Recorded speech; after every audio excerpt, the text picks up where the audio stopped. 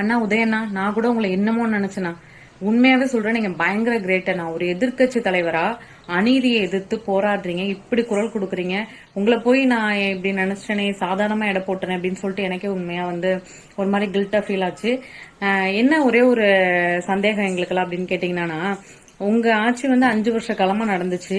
5 வருஷ காலத்துல எவ்வளவோ பிரச்சனைகள் நாட்டுல நடந்திருக்கு.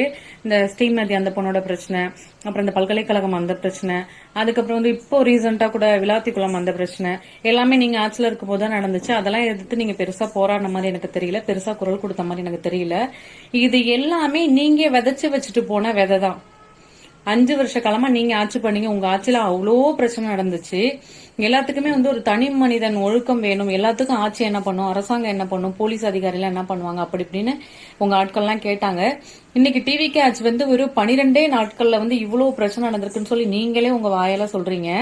5 வருஷ காலமா உங்களால எதுவுமே பண்ண முடியாம நாடு இவ்வளவு சீரழிஞ்சிட்டு இருக்கும் போது அதை கண்டு காணாம ஆட்சி நடத்திக்கிட்டு இருந்த நீங்க வெறும் 12 நாள்ல நம்ம முதலமைச்சர் பெருசா இது ஸ்டெப் எடுக்கல. உங்க ஆட்சியில இவ்வளவு பெரிய கொடுமையெல்லாம் நடக்குதுன்னு நீங்க சொல்றத பார்க்கும்போது சத்தியமா எங்களுக்கு எல்லாம் பயங்கர வேடிக்கையா இருக்கு.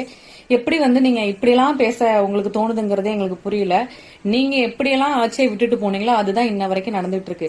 கண்டிப்பா இதெல்லாம் நம்ம முதலமைச்சர் மாத்துவாரு, எங்களுக்கு அந்த நம்பிக்கை இருக்கு. முதலமைச்சர் கிட்ட நாங்க ஒரே ஒரு கோரிக்கை மட்டும்தான் வைக்கிறோம். அது என்னன்னு கேட்டீங்க அப்படின்னா, பெண்களுக்கு நீங்க எவ்வளவோ வாக்குறுதி கொடுத்திருக்கீங்க. இலவச பேருந்து, பெண் உரிமை தொகை என்னென்னமோ சொல்லியிருக்கீங்க. எங்களுக்கு அதெல்லாம் கூட இப்போதைக்கு பெருசா தேவை கிடையாது. எங்களுக்கு தேவை என்னன்னு கேட்டீங்கன்னா பெண்களுக்கான பாதுகாப்பு.